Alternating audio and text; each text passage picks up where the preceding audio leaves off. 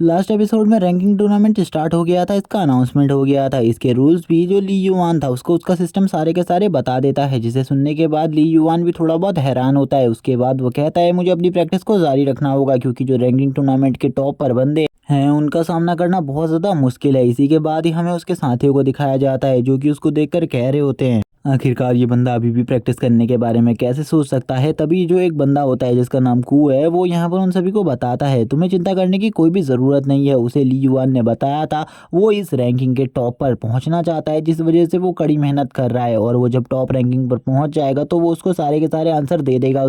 मैं उससे उसके बारे में इन्फॉर्मेशन निकलवाने के लिए उसे 1 मिलियन रुपए दे रहा था, लेकिन उसके लिए भी उसने मना कर दिया। इसी के बाद वो चाहता है कि जब वो कियानलोंग रैंकिंग के टॉप पर पहुंच जाए उसके बाद ही वो उससे सारी इन्फॉर्मेशन पूछे। इसी के बाद हमें दिखाया जाता है ली युआन को सिस्टम के साथ, जिस जगह पर जो सिस्टम होता है वो उसे बता रहा होता है तुम्हारे मास्टर ने ये सारी की सारी 25 के 25 पिल्स तुम्हें भेज दी है, मुझे लगता है तुम इन सभी को एक साथ खाने वाले हो। जिस पर वो भी एग्री हो जाता है और उससे कहता है हाँ मैं इन सारी के सारी पिल्स को एक साथ खाने वाला हूँ, ताकि मैं बहुत सारा एनर्जी को बढ़ा सकूँ अपनी बॉडी के अंदर। और वो झटके से एक ही बार में काफ़ी सारी पिल्स को खा लेता है, जिससे उसकी बॉडी में काफ़ी ज़्यादा एनर्जी आने लगती है। और वो तुरंत ही कल्टीवेशन पोजीशन में बैठकर कल्टीवेशन कर कर उन्हें एब्जॉर्ब करने की कोशिश करने लगता है। और वो धीरे धीरे कर कर उन सारी पिल्स की एनर्जी को एब्जॉर्ब भी कर रहा होता है, जिसमें उसका जो सिस्टम होता है वो उसकी हेल्प करता है। और सिस्टम उसे कहता है जब तुम इन सारी की सारी पिल्स को एब्जॉर्ब कर लोगे तब तुम्हें काफ़ी सारी चीज़ें मिल जाएंगी। और वो उसे धीरे धीरे बताने लगता है कि उसकी ये स्किल अनलॉक हो गई, उसकी ये दूसरी स्किल अनलॉक हो गई। लेकिन थोड़ी देर बाद जब वो काफ़ी सारी पिल्स को एब्जॉर्ब कर लेता है तो वो उसे बताता है उसे टोटली 10 स्किल्स मिल चुकी हैं और उसकी एब्जॉर्बिंग की पावर भी अब पहले से काफ़ी ज़्यादा अच्छी हो गई है। इसी के बाद वो काफ़ी सारे स्टोन्स को बाहर निकाल लेता है, स्पिरिट स्टोन को, और उनको देख कर कहने लगता है चलो ठीक है ट्राई करते हैं, आखिरकार मैं एक स्टोन को अब कितने टाइम में एब्जॉर्ब कर सकता हूँ। थोड़े टाइम बाद का सीन दिखाते हैं, जिसके बाद जब वो एब्जॉर्ब करना स्टार्ट करता है तो 7 मिनट में ही वो एक स्पिरिट स्टोन को एब्जॉर्ब कर लेता है। जिसके बाद उसका सिस्टम उसे इस बारे में बताने लगता है, उसका सिस्टम उसे बताता है ये पहले से काफ़ी ज़्यादा फास्ट है। और वो भी ये देखकर काफ़ी ज़्यादा हैरान होता है। तभी वो कहने लगता है चलो ठीक है अब तुम जो मेरी एब्जॉर्बिंग की पावर थी वो पहले से काफ़ी ज़्यादा अच्छी हो चुकी है, इसीलिए अब मैं काफ़ी सारे स्पिरिट स्टोन को एब्जॉर्ब कर सकता हूँ पहले की तुलना में। और अब वो इसी के साथ ही वापस से अपना स्पिरिट स्टोन को एब्जॉर्ब करना स्टार्ट कर देता है। इसी के साथ अब हमें 1 घंटे बाद का सीन दिखाते हैं। 1 घंटे बाद उसको एक कॉल आता है, जो कि और किसी का नहीं मास्टर हुआन का था। मास्टर हुआन उसे अरीना नंबर 11 में आने को कहते हैं। इस जगह पर जो फाइट है वो कंटिन्यू हो रही है, यानी कि एक रैंकिंग टूर्नामेंट का एक मैच हो रहा है, इसीलिए उसे इस जगह पर आना चाहिए और इसे देखना चाहिए। तभी वो पूछता है मास्टर ये किन का मैच हो रहा है। तभी उसके मास्टर बताते हैं जो टॉप रैंकिंग में है नंबर 1 और नंबर 3 पर है उन दोनों का ये मैच है, अगर तुम इसे देखना चाहते हो तो आ जाओ। इसी के बाद अब हमें अरीना नंबर 11 का सीन दिखाते हैं, जिसमें वो आ चुका था इस मैच को देखने के लिए, क्योंकि ये जो मैच था ये वांग युन और गू के बीच में था, जो कि टॉप रैंकिंग के बंदे थे। जैसे ही इस जगह पर ली युआन आता है वो नीचे से मास्टर को देखने लगता है। मास्टर उसे तुरंत ही अपने पास बुला लेते हैं और उसको अपने दोस्त से मिलवाते हैं। और तभी जो उसका दोस्त होता है वो कहने लगता है सही में तुम काफ़ी ज़्यादा काबिल इंसान हो, मैंने सुना है अभी तक तुमने किसी भी टीचर को ज्वाइन नहीं किया है, तो अगर तुम चाहो तो मुझे ज्वाइन कर सकते हो, क्योंकि मैं तुम्हें काफ़ी अच्छी चीज़ें सिखा सकता हूँ। और वो ली युआन को देख कर कहता है वैसे सही में तुम्हारा टैलेंट काबिल तारीफ़ होगा, क्योंकि मैंने तुम्हारे बारे में काफ़ी ज़्यादा तारीफ़ें सुनी है हुआन से, इसीलिए अगर तुम चाहो तो मेरे स्टूडेंट बन सकते हो। तभी जो मास्टर हुआन होते हैं उससे कहते हैं मैंने इसे यहाँ पर तुम्हें मिलवाने के लिए बुलाया है, ना कि इसे अपना स्टूडेंट बनाने के लिए, इसीलिए इस जगह पर शांति से उससे बातें करो और इस टाइप की फालतू तो बातें तो बिल्कुल ही करना ही मत। और ये सुनने के बाद वो भी उससे कहने लगते हैं मैं तो मजाक कर रहा था, तुम तो सीरियस हो गए, तुम्हें इतना ज़्यादा सीरियस होने की बिल्कुल भी ज़रूरत नहीं है। मास्टर उससे कहते हैं तो ऐसा मजाक दोबारा से बिल्कुल मत करना, क्योंकि ये मजाक तुम्हारे बिल्कुल भी अच्छे नहीं लगते। और वो तभी उससे एग्री हो जाते हैं और कहते हैं ठीक है मैं मजाक नहीं करूंगा दोबारा से ऐसा। तभी वो वापस से अब ली युआन को एब्जॉर्ब करने लगते हैं, यानी कि उसको देख रहे होते हैं, उसके बारे में कुछ बोलते नहीं हैं, लेकिन वो अपने मन में काफ़ी सारी चीज़ें सोच रहे थे। इसी के साथ ही अब हमें अरीना का सीन दिखाते हैं। अरीना में जो वांग होता है वो इस जगह पर आ जाता है। वांग इस जगह पर जब आ रहा होता है उसका इंट्रोडक्शन किया जाता है कि ये टॉप रैंकिंग वाला बंदा है, और इसी के साथ ही इसके जो स्पिरिट सोल होती है उसके बारे में थोड़ी बहुत इन्फॉर्मेशन। इसी के साथ ही गू भी इस जगह पर आ जाता है। जब गू इस जगह पर आता है सभी को बताया जाता है ये रैंकिंग में टॉप 3 पर है और ये भी काफ़ी ज़्यादा स्ट्रॉन्ग है और इसके पास भी काफ़ी ज़्यादा पावरफुल एक स्पिरिट बीस्ट है। इसी के साथ ही अब ये दोनों आमने सामने होते हैं। पूरी पब्लिक इन दोनों को देखकर शॉक होती है, क्योंकि ये दोनों ही अपनी पावर्स के प्रेशर को रिलीज कर कर एक दूसरे को दबाने की कोशिश कर रहे थे। लेकिन इन दोनों के बारे में किसी को भी ज़्यादा जानकारी नहीं थी, क्योंकि ये दोनों ही नए स्टूडेंट थे, इसीलिए वो बिल्कुल भी नहीं समझ पाते इन दोनों में से ज़्यादा स्ट्रांग कौन है। इसी के बाद जो गू होता है वो शांति से खड़ा होकर सामने वांग को देखने लगता है और वो बस उसे देखकर समझ रहा होता है। तभी जो वांग होता है वो कहता है तुम मेरे ऊपर पहला हमला करो, मैं तुम्हें चांस दे रहा हूँ पहला हमला करने का, क्योंकि जो ये फर्स्ट पोजीशन है ये हमेशा से मेरी है और ये मेरी ही रहेगी। लेकिन दूसरी तरफ गू उससे कहता है ये तुम्हारा भ्रम है, ये जो फर्स्ट पोजीशन है ये तुम्हारी बिल्कुल भी नहीं रहेगी, आज ये जो फर्स्ट पोजीशन है ये मेरी हो जाएगी। इसी के बाद ही वो अपने बीस्ट रूप में आ जाता है जो कि एक सेंटीपीड बीस्ट होता है और ये जो सेंटीपीड किंग है ये काफी ज्यादा पावरफुल है और ये बीस्ट में कोई नॉर्मल बीस्ट नहीं बल्कि एक एसएसएस रैंक बीस्ट है, इसीलिए सभी लोग इसे देखकर हैरान होते हैं। इसको देखकर ली युआन भी कहने लगता है ये किंग लेवल पर है और ये बीस्ट भी एक किंग बीस्ट है, इसीलिए इसके बारे में कुछ भी नहीं कहा जा सकता कि इस बंदे की प्रतिभा कितनी ज्यादा अच्छी है। दूसरी तरफ हमें वांग को दिखाते हैं, जो वांग होता है वो भी कहता है चलो ठीक है मैं भी तुम्हें अपने बीस्ट को दिखा देता हूँ। और जैसे ये अपने बीस्ट में ट्रांसफॉर्म होता है ये देखकर और भी जितने भी लोग इस जगह पर थे वो भी शॉक हो जाते हैं, क्योंकि इसका जो बीस्ट था वो भी कोई नॉर्मल बीस्ट नहीं था बल्कि फायर टाइगर किंग था और ये भी एक किंग लेवल का बीस्ट है, जिसे देखकर ली युआन के वापस से होश उड़ जाते हुए कहता है इन दोनों के पास ही किंग लेवल का एक एक बीस्ट है, इसीलिए इन दोनों में कंपैरिजन करना बहुत ज़्यादा मुश्किल है कि कौन जीतेगा। मास्टर जो होते हैं वो भी कहते हैं मुझे भी बिल्कुल भी नहीं पता, क्योंकि आज से पहले मैंने कभी भी इन दोनों को नहीं देखा है और ना मैं इनकी पावर्स के बारे में जानता हूँ इन दोनों में से कौन जीतेगा। लेकिन हमें जो मास्टर के साथी होते हैं वो उनके दोस्त होते हैं वो कहने लगते हैं जो वांग यून है वो जरूर इस फाइट को जीत जाएगा, गू के अंदर बिल्कुल भी इतनी क्षमता नहीं है कि वो इस फाइट को जीत सके।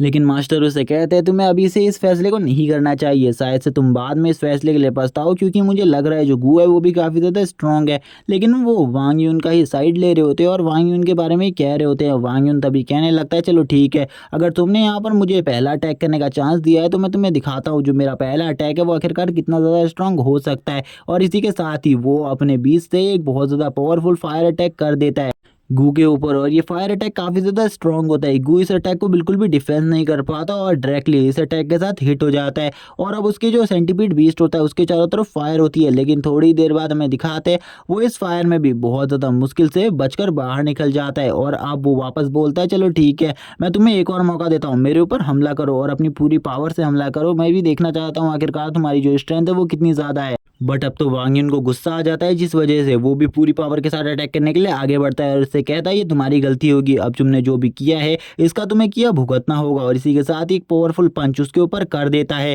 जो ये पावरफुल पंच होता है इसमें काफ़ी ज़्यादा अमाउंट में फायर होती है क्योंकि वो फायर एनर्जी को अच्छे तरीके से मैनिपुलेट करता है। इसी के बाद हमें वो जो सेंटीपीड बीस्ट होता है उसका थोड़ा बहुत ब्लड दिखाया जाता है, लेकिन अब इसी के बाद हमारा सीन कट हो जाता है और हमें ली युआन को दिखाते हैं। ली युआन कहने लगता है सही में ये दोनों काफ़ी ज़्यादा स्ट्रॉन्ग है, इतना ज़्यादा स्ट्रॉन्ग बनने के लिए मुझे काफ़ी ज़्यादा पावर की ज़रूरत होगी। इसी के बाद अब हमें वापस से मास्टर को दिखाते हैं। मास्टर का दोस्त होता है वो कहने लगता है मैंने पहले ही कहा था जो गू है वो काफ़ी ज़्यादा कमज़ोर है, वो बिल्कुल भी वांग यून के सामने नहीं टिक सकता, इसीलिए वांग यून काफ़ी ज़्यादा स्ट्रॉन्ग है और टॉप रैंकिंग को हासिल किया है। ये मैच बिल्कुल भी ज़्यादा इंटरेस्टिंग नहीं था, एक ही अटैक में सामने वाला अपोनेंट हार गया, ऐसा बिल्कुल भी नहीं होना चाहिए था। तभी जो मास्टर होते हैं वो कहने लगते हैं चलो ठीक है ली युआन तुम मुझे बताओ आखिरकार तुम्हें इस मैच में क्या लगता है कि कौन जीतेगा, क्योंकि मैं देखना चाहता हूँ कि मैंने जिस काम के लिए तुम्हें इस जगह पर बुलाया है उस काम में तुम्हें कुछ समझ में आ भी रहा है या नहीं, क्योंकि ये जो बीस्ट है सामने इन्हीं का सामना तुमने भी करना है और इन्हीं लोगों का सामना कर कर तुम्हें टॉप पर पहुंचना है। तभी जैसे ही इस बारे में जो उनका दोस्त होता है वो सुनता है वो कहने लगता है अपने मन में ये बंदा चाहे कितना ही ज़्यादा पावरफुल है, इसके पास एक ई रैंक की सोल ही है, लेकिन फिर भी ये बिल्कुल भी इतने टॉप तक नहीं पहुंच पाएगा, ये एक बेकार सी बात है, बिल्कुल भी ली युआन के लिए ये असंभव बात है कि वो टॉप रैंकिंग तक पहुंच पाए। तभी ली युआन बोलता है मास्टर मुझे एक ही चीज़ समझ में आ रही है, जो वांग यून है वो गू के फंसाए हुए जाल में पूरी तरीके से फंस चुका है, अब जल्द ही जो गू है वो उसे इजीली डिफीट कर देगा। ये सुनने के बाद जो उनका दोस्त होता है वो कहने लगता है आखिरकार तुम ये क्यों कह रहे हो, क्योंकि ऐसा तो कुछ भी नहीं हुआ है, बल्कि जो वांग यून है उसी ने उसके ऊपर अपना पावरफुल अटैक कर दिया है जो कि काफ़ी ज़्यादा स्ट्रॉन्ग पंच है, तुम ऐसा कैसे कह सकते हो। तभी जो वो होता है उससे कहता है आपको एक बार मैच की तरफ देखना चाहिए आखिरकार मैच में क्या हुआ है। जैसे ही वो मैच की तरफ देखते हैं जो वो पंच होता है वो तो सीधा ज़मीन पर हिट किया था जिस वजह से कुछ भी नहीं होता और जो गू होता है वो पूरे तरीके से सेफ हो गया था। गू तो अभी तक बाहर भी नहीं था, वो गू जो था वो पीछे चले गया था उसके तुरंत ही ज़मीन के अंदर घुसकर, जिस वजह से उसे कुछ भी समझ में नहीं आया था। थोड़ी ही देर बाद हम देखते हैं जो वांग यून होता है उसके पीछे से गू बाहर आता है और उसे पूरे तरीके से पकड़ लेता है और उसकी बॉडी के अंदर पॉइजन को इंजेक्ट कर देता है और हम देखते हैं जो वांग यून होता है वो अपनी पूरी पावर लगाने लगता है इससे बचने के लिए, लेकिन जो वांग यून होता है वो अपनी पूरी पावर लगाने के बाद भी इससे नहीं बच पाता। और दूसरी तरफ जो गू होता है वो अपने पॉइजन स्मोक को भी रिलीज कर देता है जिसे वो सूंघ लेता है, जिस वजह से उसकी बॉडी के अंदर पॉइजन चला जाता है। तभी जो उसके मास्टर होते हैं आखिरकार वो उससे पूछने लगते हैं तुम ऐसा क्यों कह रहे हो कि जो गू है वो ही इस मैच को जीतेगा। वो उसे कहने लगता है कि यहाँ पर जो गू है उसने काफ़ी ज़्यादा पॉइजन को रिलीज़ किया है उसके ऊपर, जिस वजह से उसके बचने के चांसेस बिल्कुल भी नहीं है। वो चाहे कितनी ही स्ट्रेंथ का यूज़ कर ले वो बिल्कुल भी नहीं बच पाएगा, क्योंकि जो इसकी मार्शल सोल है गू की जो सोल पावर है वो काफ़ी ज़्यादा है। इसीलिए गू को हराना इस बंदे के लिए बहुत ज़्यादा मुश्किल होने वाला है। गू को हराना बिल्कुल भी आसान नहीं है उसके लिए, जो फ्लेमिंग रेड टाइगर है उसके लिए। मास्टर भी सुन के काफ़ी ज़्यादा हैरान होते क्योंकि मास्टर को भी इन सब चीज़ों के बारे में समझ में नहीं आया था, और मास्टर भी ये सब कुछ नहीं देख पाए थे कि उसने कब उसकी बॉडी के अंदर पॉइजन को इंजेक्ट कर दिया। मास्टर और उनका दोस्त काफ़ी ज़्यादा हैरान होते ये सब सुनने के बाद। तभी जो ली युआन होता है वो आगे बोलता है आप मैच को आगे देखिए, ये मैच काफ़ी ज़्यादा इंटरेस्टिंग है, लेकिन ये जो मैच है ये काफ़ी ज़्यादा जल्दी ख़त्म हो जाएगा। फिर भी ये जो टॉप रैंकिंग वाले बंदे हैं, क्योंकि ये दोनों में से एक बंदा काफ़ी ज़्यादा स्ट्रॉन्ग है, तभी अब ये दोनों होते हैं, ये दोनों आपस में लड़ना स्टार्ट कर देते हैं। इनमें से एक बोलता है तुमने इसे पहले क्यों नहीं गैस किया, जबकि दूसरा उससे कहता है तुमने भी तो इसे गैस नहीं किया। और ऐसे इन दोनों के बीच में बहस स्टार्ट हो जाती है। थोड़ी देर बाद ये हंसना स्टार्ट करते हैं और वापस से मैच पर फोकस करने लगते हैं। जो मैच में रेड टाइगर किंग होता है वो अपनी पूरी पावर को लगाकर खड़ा हो जाता है, लेकिन वो बिल्कुल भी हार नहीं मानना चाहता था, बल्कि जो गू होता है वो उससे हार मानने को कहता है। वो उससे कहता है अगर तुम हार मान जाओगे तो तुम्हें मैं इस पॉइजन का एंटीट्यूड दे दूंगा, इसीलिए चिंता मत करो, जल्दी से हार मान जाओ। लेकिन वो तुरंत ही अपने ट्रैगल क्लॉ की पावर से उसके ऊपर हमला करने के लिए आगे बढ़ता है और वो उसके काफ़ी सारे टेंटिकल्स को तोड़ देता है, जिससे काफ़ी ज़्यादा ब्लड आने लगता है, जिसे देखकर सभी लोग काफ़ी ज़्यादा हैरान होते हैं। इस पब्लिक में से आधे लोग वांग युन को सपोर्ट कर रहे होते हैं, जबकि आधे लोग गू को सपोर्ट कर रहे होते हैं। कुछ भी समझ में नहीं आ रहा होता किसी को कौन जीतेगा। लेकिन अब दूसरी तरफ हमें दिखाते हैं जो एक लड़की होती है वो कहने लगती है इसमें जो ये रेड टाइगर है ये काफ़ी ज़्यादा स्ट्रांग है, लेकिन ये उससे ज़्यादा पावरफुल बिल्कुल ही नहीं है। यानी कि जो वो सेंटीपीड है वो काफ़ी ज़्यादा स्ट्रांग है, क्योंकि वो किंग लेवल के लेवल 4 पर पहुंच चुका है, यानी कि 4 स्टार पर। और एक 4 स्टार बेस्ट काफ़ी ज़्यादा स्ट्रांग होता है एक नॉर्मल बंदे से। तभी अब हमें दिखाते हैं जो यहाँ पर वो मास्टर होते हैं वो कहने लगते हैं सही में तुम्हारा स्टूडेंट काफ़ी ज़्यादा काबिल तारीफ़ है, मैं इसकी तारीफ़ नहीं कर सकता, क्योंकि मैंने भी देख लिया अब कि उसकी बॉडी के अंदर अब पॉइजन पूरी तरीके से फैल रहा है, लेकिन वो अभी भी हार नहीं मान रहा। मुझे तो ऐसा लगता है कहीं पर क्या पता वो उसे हरा दे। लेकिन तब ली युआन वापस बोलता है वो उसे बिल्कुल भी नहीं हरा पाएगा, क्योंकि जो वांग युन का पॉइजन है, वांग युन की बॉडी के अंदर जो पॉइजन है वो काफ़ी ज़्यादा स्ट्रॉन्ग पॉइजन है। वो धीरे धीरे कर कर उसकी बॉडी को पैरालाइज करना स्टार्ट करेगा और थोड़ी देर में वो नीचे गिर जाएगा। इस पॉइजन के बारे में सुनने के बाद मास्टर भी हैरान हो जाते हैं और कहते हैं इसे हमें पहले ही बता देना चाहिए, वरना उसकी जान भी खतरे में आ सकती है। तभी ली युआन कहता है इसके बारे में मैं कुछ भी नहीं कर सकता, क्योंकि अभी जो पॉइजन है वो उसकी बॉडी के अंदर धीरे धीरे कर फैलना स्टार्ट हो गया है। उसे तुरंत ही हार मान लेनी चाहिए। अगर वो तुरंत ही हार नहीं मानता तो सही में उसके लिए जो सिचुएशन है वो काफ़ी ज़्यादा बिगड़ सकती है। इसी के साथ हमें दिखाते हैं अरीना में जो गू होता है वो अपने पंखों की हेल्प से फ्लाई कर रहा होता है, लेकिन जो रेड टाइगर किंग होता है यानी कि फ्लेमिंग टाइगर किंग वो उसे कहता है तुम शांत हो जाओ और हार मान लो, मैं तुम्हारे पॉइजन को निकाल सकता हूँ, लेकिन अगर तुम ऐसा नहीं करोगे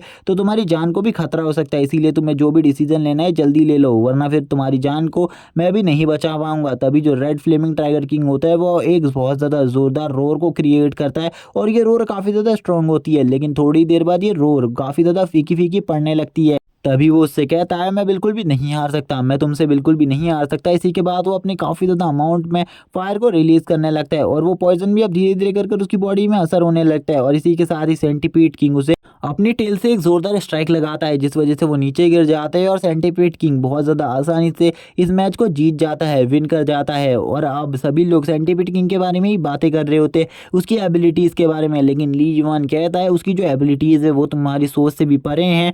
अपने एक ही ट्रम्प कार्ड को यूज़ किया है, अभी उसके पास दूसरा ट्रम्प कार्ड भी है जिसके बारे में मैं तो नहीं जानता, बट उसका जो दूसरा ट्रम्प कार्ड है वो अपने पहले ट्रम्प कार्ड से काफ़ी ज़्यादा स्ट्रांग है। इसी के बाद जो एक होस्ट होता है वो तुरंत ही अरीना में आ जाता है और अरीना में आते हुए वो कहता है जो ये फाइट है इसको जो गू है वो पूरे तरीके से जीत चुका है और वांग युन इस फाइट को हार गया है, इसीलिए इसे जल्दी से हॉस्पिटल ले जाया जाए। जिसको देखकर अब मास्टर भी कहने लगते हैं, मास्टर युआन बोलते हैं सही में ली युआन तो तुम्हारी प्रिडिक्शन थी वो काफ़ी ज़्यादा अच्छी थी, मैंने आज से पहले इतनी ज़्यादा अच्छी प्रिडिक्शन किसी की भी नहीं देखी। मास्टर युआन ली युआन से एक पूछने लगते हैं क्या तुम इस जो अरीना फाइट है इसमें बिल्कुल भी हिस्सा नहीं ले रहे हो। तभी ली युआन उसे बताता है वो जल्दी इस फाइट में हिस्सा लेगा, वो भी चाहता है इस फाइट में हिस्सा ले, बट अभी नहीं, क्योंकि अभी उसका टाइम नहीं आया है। वो अपनी पावर को थोड़ा और इंक्रीज करना चाहता है और जब ये अरीना फाइट का 6 या 7th डे होगा तब वो भी इसमें पार्टिसिपेट करेगा और जब अगर उसके दोस्तों को उसकी मदद की ज़रूरत होगी वो जरूर इस अरीना फाइट में हिस्सा लेगा। मास्टर हुआन कहते हैं ठीक है, लेकिन तुम्हें अभी अपनी प्रैक्टिस पे और ज़्यादा ध्यान देना है, क्योंकि तुम इतने ज़्यादा स्ट्रांग बिल्कुल भी नहीं हो कि तुम टॉप रैंकिंग को हासिल कर सको। अब तुम्हें समझ में आ गया है कि टॉप रैंकिंग पर आने के लिए तुम्हें कितनी ज़्यादा मेहनत करनी पड़ेगी, इनसे भी ज़्यादा स्ट्रांग होना होगा। इसी के साथ ही अब हमें दिखाते हैं वो अब घंटों घंटों ट्रेनिंग रूम में बैठा हुआ था। ट्रेनिंग रूम में बैठकर वो ट्रेनिंग कर रहा था। काफ़ी ज़्यादा थकने के बाद वो एक जगह पर बैठ जाता है। तभी उसका जो सिस्टम होता है वो उससे पूछने लगता है कि मैं तुमसे एक चीज़ पूछना चाहता हूँ, जो तुम गू की फाइट देख रहे थे, क्या तुम ये बता सकते हो कि तुम गू को डिफीट कर सकते हो फाइट में या फिर नहीं। इसी बात पर वो सोचता है और कहता है जो उसका सेंटीपीड बीस है उसके पास एक और ट्रम्प कार्ड है और एक पॉइजन की पावर। और पॉइजन की पावर का सामना करना बहुत ज़्यादा मुश्किल है, क्योंकि वो फ्लाई और गड्ढे बनाकर ज़मीन के अंदर गायब हो सकता है। इसीलिए मैं बिल्कुल भी नहीं जानता कि मैं उसका सामना कर भी पाऊंगा या फिर नहीं। जहाँ तक मेरी बात है, मैं उसका सामना बिल्कुल भी नहीं कर सकता, क्योंकि मेरा जो लेवल है वो बिल्कुल भी इतनी ज़्यादा तेज़ी से नहीं बढ़ रहा है, बल्कि जो मेरे लेवल बढ़ने की दर है वो काफ़ी ज़्यादा कमज़ोर हो गई है। मैंने बिल्कुल भी नहीं सोचा था मेरे लेवल बढ़ने की दर इतनी ज़्यादा कमज़ोर हो जाएगी। और दूसरी तरफ जो फ्लेमिंग टाइगर की बात कर रहे हो तुम, उसका सामना करना भी मेरे लिए बहुत ज़्यादा मुश्किल है, क्योंकि उसकी स्ट्रेंथ इमेजरेबल है और उसकी स्ट्रेंथ का सामना करना तो किसी के भी बस की बात नहीं है। अगर उसको पॉइजन से नहीं हराया जाता तो बिल्कुल भी सामने वाला बंदा उसे नहीं हरा सकता था। इस फाइट के रिजल्ट कुछ और ही होते। सिस्टम भी उसकी ऐसी बात सुनकर उससे कहता है जो तुम्हारी नॉलेज है वो पहले से काफ़ी ज़्यादा बढ़ गई है, मुझे लगता है तुम्हें अब थोड़े देर का रेस्ट लेना चाहिए और अपने साथियों के पास वापस जाना चाहिए और अपने रूम में जाकर थोड़ा बहुत आराम कर लेना चाहिए। ये बात सुनकर वो भी सिस्टम से कहने लगता है तुम इस बात के लिए तो सही बात कह रही हो, लेकिन अभी मुझे ऐसा लगता है मैं थोड़े बहुत और स्पीड स्टोन को एब्जॉर्ब कर सकता हूँ, जिसके बाद मुझे उस जगह पर जाना चाहिए। अब वो किसी चीज़ के बारे में आपस में बातें करने लगते हैं और इस बातों के बारे में हमें कुछ भी नहीं बताया जाता। शायद से ये इस बारे में रिलेटेड थी कि ली युआन जब 6 डे पर किसी बंदे के साथ फाइट करेगा तो वो कौन सा नंबर का बंदा होगा, क्योंकि उसका रैंक हमने देखा था 316 था, और वो किस नंबर के बंदे को चैलेंज देगा अपनी रैंक आगे बढ़ाने के लिए। ली युआन कहने लगता है मुझे पता है मुझे किस रैंक से फाइट करनी चाहिए, लेकिन मुझे सबसे पहले टॉप 10 रैंक में आना होगा, जिसके बाद मैं गू से फाइट कर टॉप 1 रैंक हासिल कर लूंगा। अब हमें वापस से कुछ स्पिरिट स्टोन को दिखाया जाता है जिसे वो एब्जॉर्ब करने लगता है, और ये एब्जॉर्ब करते ही शाम हो जाती है। और अब हमें शाम का सीन दिखाते हैं। शाम तक उसने काफ़ी सारे स्पिरिट स्टोन को एब्जॉर्ब कर दिया था, जो कि उसका सिस्टम उसको रिकॉर्ड कर रहा था और उसे रिवॉर्ड देने के बारे में बताने लगता है, यानी कि उसे 1000 पॉइंट पर स्पिरिट स्टोन को एब्जॉर्ब करने पर मिल रहे थे। ऐसे ही उसका सिस्टम उसे बताता है उसके जो 3 मिलियन पॉइंट्स है वो टोटली कंप्लीट हो चुके हैं और अब वो अपने लेवल को बढ़ाने की कोशिश कर सकता है इन पॉइंट से। सिस्टम उसे सारी चीज़ें बताने लगता है, उसे जल्दी जल्दी अपने लेवल को अपग्रेड करना चाहिए, क्योंकि उसके पास 3 मिलियन पॉइंट है, शायद से वो लेवल 2 या लेवल 3 तक पहुंच पाए इजीली। ये सुनने के बाद तो अब वो भी जाग जाता है। उससे कहता है मुझे नहीं लगता कि मेरे इतने पॉइंट्स एफिशिएंट होंगे, लेकिन फिर भी मैं अपने अपग्रेड को करना ज़रूर चाहूँगा।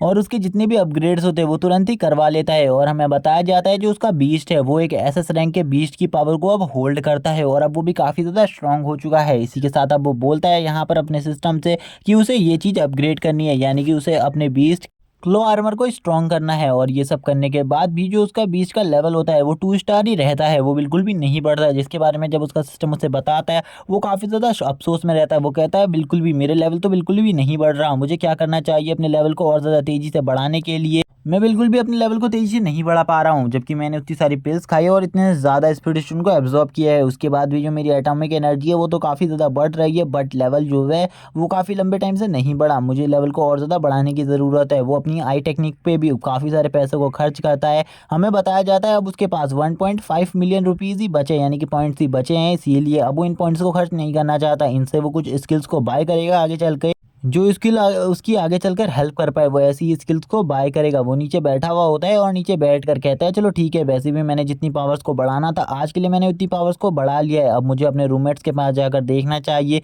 क्योंकि मैंने सुना है उनमें से आज एक ने रैंकिंग टूर्नामेंट की स्टार्ट कर दी है। मुझे ज़रूर जाकर उनको देखना होगा जो उनका रैंकिंग टूर्नामेंट है वो आखिरकार कैसा गया, और उन सभी से बात करनी चाहिए। इसी के बाद अब वो भी इस जगह से निकल जाता है अपने दोस्तों के पास, रूममेट्स के पास, ताकि वो उनसे पता कर सके। जैसे ही वो रूम के अंदर आता है वैसे ही जो कू होता है वो उससे कहने लगता है तुम इतनी ज़्यादा ट्रेनिंग में बिजी क्यों रहते हो, तुम्हें पता है आखिरकार आज क्या हुआ है। जैसे ही वो इस बारे में पूछता है तो वो उससे कहने लगता है आखिरकार क्या हुआ है, और वो काफ़ी ज़्यादा सिली सा फेस बनाकर ये सब पूछ रहा था। वो तभी उसे गाली देते हुए कहता है तुम्हें बिल्कुल भी नहीं पता, हमारा जो एक रूममेट है वो हॉस्पिटल में भर्ती हो गया है, जो कि बाई है, और जो सॉन्ग है वो आज शाम को उसके लिए फाइट लड़ने जा रहा है, जिसने उसे काफ़ी ज़्यादा बुरे तरीके से इंजर्ड किया था। ये बात सुनने के बाद तो वो भी काफ़ी ज़्यादा सीरियस हो जाता है, यानी कि ली युआन सीरियस होते हुए कहता है आखिरकार क्या हुआ है, तुम सारी की सारी बात मुझे अच्छे तरीके से बताओ।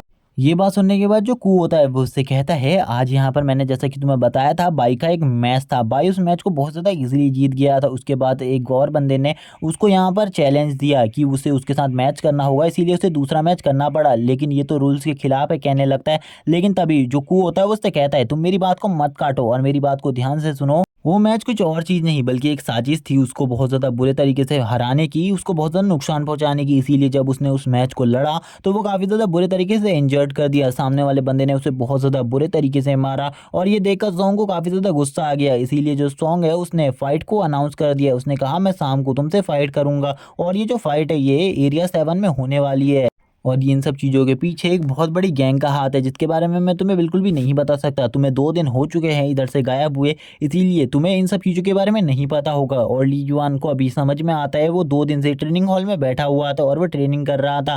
तभी वो बताने लगता है अभी ये जो एक ग्रुप है वो ऐसा कर रहा है जैसे कि किसी बंदे का रैंक 40 है तो एक अपना बंदा जो 50 रैंक पर बैठा है उसे 40 रैंक वाले से लड़वा कर 40 रैंक वाले को हरा दे रहे हैं। और उसी के बाद जो 40 रैंक वाला बंदा है जो हार चुका है या फिर जो नया 40 रैंक वाला बंदा आया है, अगर वो अपनी रैंक को बचाना चाहता है और उसी रैंक पर सुरक्षित रहना चाहता है, अगर वो उन बंदों को पैसे देगा तो वो लोग उसकी रक्षा करेंगे और उसके सामने जितने भी रोड़े आएंगे और उसको चैलेंज देने वाले बंदे होंगे वो उनके साथ फाइट करेंगे और उनको बहुत ज़्यादा बुरे तरीके से इंजर्ड कर देंगे जिससे वो उनके साथ कभी भी फाइट नहीं कर पाएंगे। और ऐसा ही हुआ हमारे दोस्त के साथ, क्योंकि वो फाइट करना चाहता एक 30 रैंक के बंदे के साथ, जबकि ऐसा बिल्कुल भी नहीं हुआ। 25 रैंक वाले बंदे ने उसे चैलेंज दे दिया जिसके बाद वो बहुत ज़्यादा बुरी तरीके से हार गया। ली युआन पूछता है आखिरकार ये ग्रुप किसका है, तो वो कू बताने लगता है ये जो ग्रुप है ये किसी नॉर्मल बंदे का ग्रुप नहीं है बल्कि एक गू नाम के बंदे का है जो कि शायद से टॉप रैंकिंग पर बैठा हुआ है। जैसे ही वो गू का नाम सुन वो भी हैरान हो जाता है, लेकिन कू आगे बताते हुए कहता है ये इनका जो ग्रुप है वो काफ़ी ज़्यादा बड़ा है और इनके ग्रुप में काफ़ी ज़्यादा पावरफुल बंदे हैं। अगर हम भी इनके ग्रुप के खिलाफ आवाज़ उठाएंगे तो हमें भी मार दिया जाएगा या फिर बहुत ज़्यादा बुरे तरीके से घायल कर दिया जाएगा।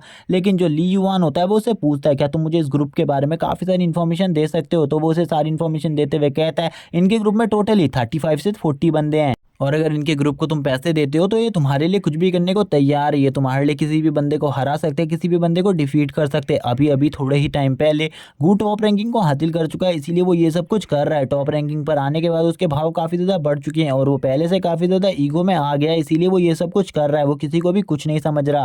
ली युआन उससे कहता है चलो ठीक है मुझे समझ में आ गया आखिरकार तुम क्या कहना चाहते हो, क्या तुम मुझे सबसे पहले बाई से मिलने आने को ले जा सकते हो, मैं बाई से मिलना चाहता हूँ। ये सुनकर वो उससे कहता है क्यों तुम बाई से आखिरकार अभी क्यों मिलना चाहते हो। वो उससे कहता है बाई से मुझे कुछ इन्फॉर्मेशन लेनी है, आखिरकार जिस बंदे ने उसे हराया उसके बारे में हमें थोड़ी बहुत इन्फॉर्मेशन मिलेगी तो हम सॉन्ग को उसके बारे में थोड़ी बहुत इन्फॉर्मेशन दे सकते हैं ताकि सॉन्ग उस बंदे को बहुत ज़्यादा इजीली हरा दे और सॉन्ग को बिल्कुल भी ज़्यादा तकलीफ ना हो उस बंदे को हराने में।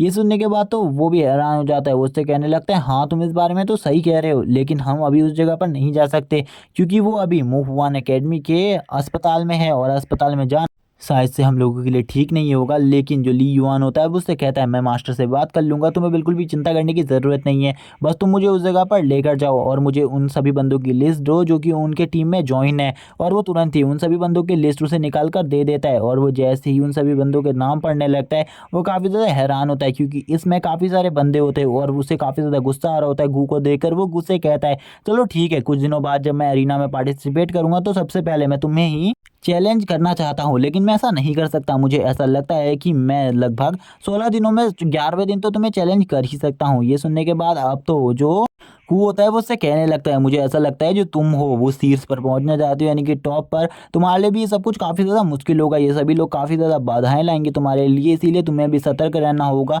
शायद से वो अभी तक तुम्हारे ऊपर इसीलिए कुछ नहीं एक्शन ले रहे हैं क्योंकि अभी तक तुमने रैंकिंग में पार्टिसिपेट नहीं किया है। जैसे ही तुम रैंकिंग में पार्टिसिपेट करोगे तुम्हें भी काफ़ी सारी प्रॉब्लम्स आने लगेंगी। ली युआन तभी कहने लगता है तुम रैंकिंग में पार्टिसिपेट क्यों नहीं कर रहे, क्या तुम इन सब चीज़ों में बिल्कुल भी इंटरेस्टेड नहीं हो। तो वो उसे बताता है वो इसीलिए इन सब चीज़ों में पार्टिसिपेट नहीं कर रहा है क्योंकि ये सभी चीज़ें उसके लिए नहीं बनी। अगर वो इन सब चीज़ों में पार्टिसिपेट करेगा तो वो काफ़ी ज़्यादा पीछे रह जाएगा और वो बिल्कुल भी किसी का सामना करने के लायक नहीं है वैसे भी, क्योंकि उसके पास कोई भी इतनी ज़्यादा पावरफुल बीस्ट सोल नहीं है। जैसे कि उन दोनों की फ़ाइट हुई थी वो तुमने भी देखी होगी। वो कहता है मैं तुम्हें उनकी फ़ाइट की फुटेज भी दिखा सकता हूँ लेकिन मैं इन सब चीज़ों के लायक नहीं हूँ क्योंकि मैं खाली एक ही चीज़ में बहुत ज़्यादा अच्छा हूँ, वो है एक खबर को अच्छे तरीके से बताने में, एक्सप्लेन करने में और खबर को निकलवाने में। इसीलिए मैं इसी काम को करना चाहता हूँ और अपने दोस्तों की मदद करना चाहता हूँ और अपने फादर की तरह एक काफ़ी ज़्यादा अच्छा इंसान बनना चाहता हूँ। इसी के बाद अब वो उससे ज़्यादा चीज़ें नहीं पूछता, वो उससे कहता है मैं तुमसे बाद में इन सब चीज़ों के बारे में अच्छे तरीके से पूछूंगा, सबसे पहले मुझे बाई को उसकी हालत देखनी चाहिए। बाई जो होता है वो अपने बेड में लेटा हुआ था, जिसको काफ़ी सारी पट्टियाँ लगी थी, उसके जो हाथ की उंगलियाँ थी वो भी बहुत ज़्यादा बुरे तरीके से फ्रैक्चर थी, जिसे देखने के बाद ली युआन की तो हालत ही ख़राब हो गई थी। वो कहने लगता है तुम्हें तो काफ़ी ज़्यादा बुरे तरीके से जख्मी किया गया है, आखिरकार ऐसा क्यों है। भाई अब ली युआन से कहने लगता है मैं तुम्हें बस एक चीज़ कहना चाहता हूँ, मैं टॉप 10 रैंकिंग में आना चाहता था, लेकिन मैं इसे बिल्कुल भी पूरा नहीं कर पाया क्योंकि मैं बहुत ज़्यादा बुरे तरीके से इंजर्ड हो गया। उन्होंने मुझे काफ़ी ज़्यादा बुरे तरीके से इंजर्ड किया है। ली युआन कहता है तुम्हें चिंता करने की कोई भी ज़रूरत नहीं है, जो तुम्हारा बदला था मैं उसे ज़रूर लूँगा, तुम्हें जिसने भी ज़ख्मी किया है मैं उससे तुम्हारा बदला ज़रूर लूँगा, और ना ही मैं उस गूके बच्चे को छोड़ूंगा। और अब वो ये सब कहते हुए अपने दोस्त को हौसला दे रहा होता है। उसका दोस्त भी कहता है बिल्कुल भी उस गू को बिल्कुल भी मत छोड़ना, क्योंकि वो काफ़ी ज़्यादा बुरा इंसान है। मुझे ऐसा लगा था वो काफ़ी ज़्यादा अच्छा है, लेकिन वो काफ़ी ज़्यादा बुरा है। गू के बारे में इन्फॉर्मेशन अब थोड़ी बहुत ही मेरे पास, लेकिन वो अपने ज़्यादातर हमले पॉइजन से ही करता है। वो बहुत ज़्यादा मुश्किल से स्टैंड कर पा रहा होता है, लेकिन वो दोनों उसे लेटे रहने को कहते हैं और उससे कहते हैं तुम्हें उठने की बिल्कुल भी ज़रूरत नहीं है, क्योंकि तुम्हारी जो हाथ है वो काफ़ी ज़्यादा बुरे तरीके से जख्मी है। डॉक्टर भी बताते हैं इनकी पट्टी चेंज करने का टाइम हो गया, क्योंकि इनके हाथ से बार बार काफ़ी ज़्यादा खून आ रहा है। वो उससे तो यहाँ पर सॉन्ग के लिए इन्फॉर्मेशन लेने आए थे, लेकिन वो कोई भी इन्फॉर्मेशन नहीं ले पाते। इसी के बाद अब हमें अरीना नंबर 7 का सीन दिखाते हैं। अरीना नंबर 7 में ये दोनों भी आकर बैठ चुके थे। ये दोनों यहाँ पर बातें करने लगते हैं आखिरकार इस मैच को कौन जीतेगा। तभी जो कू होता है वो बोलता है इस मैच को आराम से सॉन्ग जीत जाएगा, क्योंकि ये मैच सॉन्ग के लिए काफ़ी ज़्यादा ईजी है। उसके सामने कोई इतना ज़्यादा पावरफुल बंदा भी नहीं खड़ा है, सॉन्ग ईजिली उस बंदे को डिफीट करेगा और हम लोग इस जगह से चले जाएंगे। लेकिन तभी जो ली युआन होता है वो उससे कहता है कभी भी तुम्हें अपने अपोनेंट को बहुत ज़्यादा कमज़ोर नहीं समझना चाहिए, क्या पता उसका अपोनेंट काफ़ी ज़्यादा स्ट्रांग हो। वो उसे बताता है उसका अपोनेंट के बारे में, उसने थोड़ी बहुत इन्फॉर्मेशन तो निकाली है, वो इतना ज़्यादा भी स्ट्रांग नहीं है, क्योंकि वो अभी 25 रैंकिंग पर ही पहुंचा है और वो अपने स्तर को आगे नहीं बढ़ा रहा। अगर वो चाहे तो टॉप 10 में ईजिली पहुंच जाए, लेकिन उसको गू ने मना किया है, उसे इसी जगह पर रखा गया है, क्योंकि अगर कोई भी ऊपर बड़ी प्रॉब्लम लेकर आ रहा हो तो वो उसे नीचे ही इजीली ख़त्म कर दे, और ऊपर कोई भी ज़्यादा पावरफुल बंदा ना आ सके, ऊपर वही बंदे आ सके जो कि उन्हें पे करते हैं। ली युआन उसके बारे में पूछता है, उसके फादर के बारे में पूछता है, तो वो बताता है कि उसके फादर भी इसी तरीके की इन्फॉर्मेशन को इधर से उधर करते हैं, और वो भी अपने भाई से इसी काम को सीख रहा है। और उसका भाई जो है वो यांजिंग एकेडमी में पढ़ता है, इसीलिए वो भी इस एकेडमी में पढ़कर इस एकेडमी के गौरव को आगे बढ़ा रहा है। जब वो इन सारी बातों को बताता है तो ये सारी की सारी बातें जो ली युआन होता है उसके सर के ऊपर से जाती है, उसे एक भी बात समझ में नहीं आती। इसी के साथ ही अब अरीना का सीन दिखाते हैं। अरीना में दोनों के दोनों आ चुके थे, दोनों ही जैसी अरीना में आते हैं वो दोनों का ही इंट्रोडक्शन दिया जाता है, जिसमें जो सामने वाला बंदा है इसे मैं रेड कहूंगा, और जो रेड होता है वो कहने लगता है मैंने बिल्कुल भी नहीं सोचा था तुम्हारा जो रूममेट है वो काफ़ी ज़्यादा बुरी तरीके से घायल हो गया था, जिस वजह से वो इतना ज़्यादा जोर से चिल्लाने लगा था, उसका बदला लेने के लिए तुम इस अरीना में फाइट करने के लिए आओगे मुझसे, मैंने ऐसा कभी भी नहीं सोचा था। लेकिन तभी जो सॉन्ग होता है वो उससे शांति से बात करते हुए कहता है तुम्हें मेरे रूममेट के बारे में बात नहीं करनी चाहिए, क्योंकि आज मैं तुम्हें एक अच्छा सबक सिखाऊंगा, आखिरकार तुम्हें किसी इंसान को कितने बुरे तरीके से पीटना चाहिए, मैं तुम्हारे यहाँ सारी की सारी हड्डियाँ तोड़ दूंगा इसी जगह पर, आज मैं तुम्हें बहुत अच्छा सबक सिखाऊंगा। लेकिन जो सामने वाला बंदा होता है वो काफ़ी ज़्यादा मजाक उड़ाने लगता है सॉन्ग का, वो काफ़ी ज़्यादा बुरे तरीके से उससे कहता है मैंने सुना है तुम अपनी सिटी के टॉप वाले बंदे हो, इसीलिए आज मैं तुम्हें डिफीट कर कर तुम्हारे सिटी की बेइज्जती करूंगा, क्योंकि अगर मैं तुम्हारी सिटी को हरा सकता हूँ तो तुम्हारी सिटी में कोई भी जीनियस नहीं है, बल्कि सभी के सभी डफर है तुम्हारी ही तरह। और इसी के साथ ही वो जोर जोर से अपने पैरों को पटकने लगता है और हंसने लगता है और कहता है तुम जैसे बेवकूफ़ ही तुम्हारी सिटी में रह सकते हैं, मुझे तो बिल्कुल ही लगा था तुम लोग काफ़ी ज़्यादा बेकार होगे और तुम्हारी स्ट्रेंथ भी काफ़ी ज़्यादा कमज़ोर होगी, चलो ठीक है अब फाइट करने के लिए तैयार हो जाओ। इसी के साथ ही ये दोनों के दोनों फाइट के लिए तैयार हो जाते हैं, और जैसे ही वो उसके ऊपर हमला करता है वो अपने हाथ को रेडी करते हुए जो सॉन्ग होता है वो अपनी बीच फॉर्म में ट्रांसफॉर्म होने लगता है। जब वो अपनी बीच फॉर्म में ट्रांसफॉर्म होता है तो उसके अंदर से काफ़ी ज़्यादा लाइट निकलने लगती है, जिसे देखकर सामने वाला बंदा जो रेड होता है वो भी थोड़ी देर के लिए हैरान हो जाता है। वो कहते हैं आखिरकार ये क्या हो रहा है, इसकी जो बीच फॉर्म है इससे तो काफ़ी ज़्यादा एनर्जी निकल रही है, और वो इस एनर्जी को देखकर काफ़ी ज़्यादा हैरान था। लेकिन थोड़ी ही देर बाद वो एक बटरफ्लाई में कन्वर्ट हो जाता है, जो कि एक ब्लू कलर की बटरफ्लाई थी। इसको देखकर तो उसकी हंसी छूट जाती है और वो हंसते हुए बोलता है ये तो एक नॉर्मल सी बटरफ्लाई है, चलो मैं दिखाता हूँ आखिरकार एक स्ट्रॉन्ग बीस्ट क्या होता है। और वो थोड़ी ही देर में अपनी बीच फॉर्म में ट्रांसफॉर्म होने लगता है। जैसे ही वो अपनी बीच फॉर्म में ट्रांसफॉर्म होने की कोशिश करता है, थोड़ी देर बाद हमें दिखाते हैं उसकी रियल बीस्ट फॉर्म को, जो कि काफ़ी ज़्यादा स्ट्रांग होती है, क्योंकि जो इसकी रियल बीस्ट फॉर्म थी वो एक एप टाइप बीस्ट फॉर्म थी, जिसको हम फोर आर्म से भी कंसीडर कर सकते हैं, क्योंकि इसकी बीस्ट फॉर्म के फोर आर्म्स थे और ये फोर आर्म्स के साथ इस जगह पर खड़ी होती है, इसी से इसकी स्ट्रेंथ का अंदाज़ा लगाया जा सकता है। इसी के साथ वो दोनों आमने सामने होते हैं। इसी के बाद ये जो सीरीज़ है और ये एपिसोड यहीं पर एंड हो जाता है। जैसे ही सीरीज़ के न्यू चैप्टर्स रिलीज होंगे मैं इन्हें एक्सप्लेन कर इस चैनल पर अपलोड कर दूंगा, तब तक के लिए चैनल को सब्सक्राइब कर दो। और अगर तुम्हें किसी न्यू सीरीज़ की एक्सप्लेनेशन चाहिए तो मुझे कमेंट में उस सीरीज़ का नाम बताओ।